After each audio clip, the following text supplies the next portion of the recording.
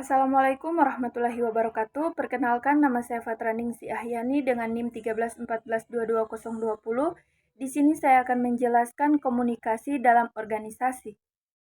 Pengertian komunikasi. Komunikasi adalah proses penyampaian pesan, informasi, ide, atau perasaan antara individu dan kelompok. Ini melibatkan penggunaan bahasa, lambaian tangan, ekspresi wajah, atau media lainnya untuk berinteraksi dan memahami satu sama lain. Komunikasi dapat terjadi secara verbal melalui kata-kata atau non-verbal melalui gestur, ekspresi, atau bahasa tubuh, dan merupakan aspek kunci dalam hubungan manusia dan organisasi. Komunikasi antar pribadi. Komunikasi antar pribadi adalah proses pertukaran pesan, informasi, ide, dan perasaan antar dua individu atau lebih. Ini melibatkan interaksi berlangsung antara seseorang, baik secara verbal melalui kata-kata maupun nonverbal melalui bahasa tubuh, ekspresi wajah, kontak mata, dan lain-lain. Komunikasi antar pribadi adalah landasan dari hubungan manusia, dan kualitas komunikasi ini dapat mengaruhi sejauh mana pemahaman kerjasama dan kualitas hubungan antara individu tersebut.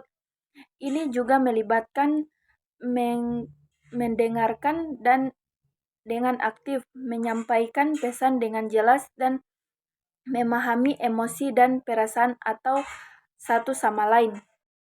Konsep dasar komunikasi organisasi. Konsep dasar komunikasi dalam organisasi mencakup berbagai prinsip dan elemen-elemen penting termasuk tujuan komunikasi, sumber dan penerimaan. Yang ketiga, pesan, media dan saluran komunikasi, konteks, feedback, hambatan komunikasi, keterbukaan dan transparansi, kebijakan komunikasi, budaya organisasi, kemampuan mendengarkan. Sifat informasi. Informasi memiliki beberapa sifat, yaitu relevansi. Informasi harus memiliki kaitan dengan tujuan atau kebutuhan tertentu. Informasi yang tidak relevan mungkin tidak memiliki nilai atau manfaat. Yang kedua, kepastian. Informasi yang tidak baik harus memiliki tindakan kepastian yang memadai. Informasi yang tidak pasti atau ambigu dapat menyebabkan keraguan dan kesalahpahaman. Yang ketiga, akurat. Informasi harus tepat dan benar. Kesalahan atau ketidakakuratan dalam informasi dapat mempengaruhi pada pengambilan keputusan yang salah. Yang keempat, ketersediaan informasi harus tersedia ketika diperlukan. Keterlambatan dalam menyediakan informasi dapat mengurangi nilainya.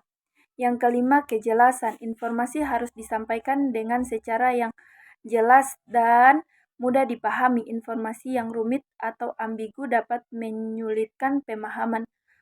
Yang keenam, keselerahan. Informasi harus konsisten dan informasi lain yang ada inkonsisten dalam informasi dapat mengganggu proses pengambilan keputusan. Yang ketujuh, relevansi waktu. Informasi harus relevan dalam konteks waktu yang diberikan. Informasi yang sudah kadaluarsa mungkin tidak berguna. Menciptakan komunikasi yang efektif dalam organisasi. Untuk mencapai komunikasi yang efektif dalam organisasi, berikut beberapa langkah yang dapat diambil. Yang pertama, tentukan tujuan dan sasaran komunikasi. Yang kedua, identifikasi audiens.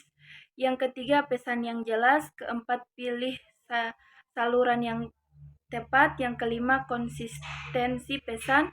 Yang keenam, berikan kesempatan untuk umpan balik. Yang ketujuh, berikan pelatihan komunikasi. Kedelapan, budaya terbuka. Yang kesembilan, manajemen komunikasi. Kesepuluh, evaluasi dan perbaikan terus-menerus. Yang terakhir, gunakan teknologi dengan bijak. Menciptakan komunikasi yang efisien dalam organisasi. Untuk mencapai komunikasi yang efisien dalam organisasi, Anda dapat mengambil beberapa langkah kunci. Yang pertama, buat rencana komunikasi. Yang kedua, gunakan teknologi yang sesuai. Ketiga, pendekatan proaktif. Yang keempat, gunakan bahasa yang sederhana. Yang kelima, dukungan keterbukaan. Yang keenam, manfaat rapat rutin. Yang ketujuh, komitmen untuk mendengarkan. Yang ke-8, konteks informasi. Ke-9, demokrasi jelas. Yang ke-10, evaluasi dan perbaikan berkelanjutan. Yang terakhir, pelatihan komunikasi. Itulah pemaparan materi dari saya. Lebih dan kurangnya saya mohon maaf. Wassalamualaikum warahmatullahi wabarakatuh.